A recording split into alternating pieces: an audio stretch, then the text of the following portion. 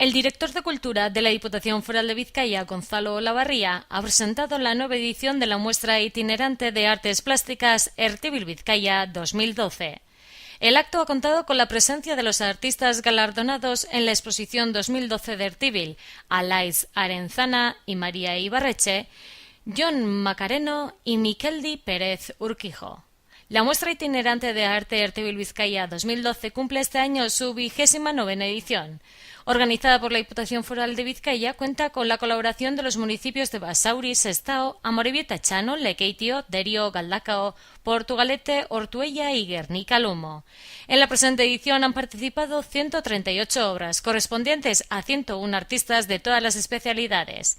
Entre las obras presentadas, el tribunal designado ha seleccionado 20 trabajos.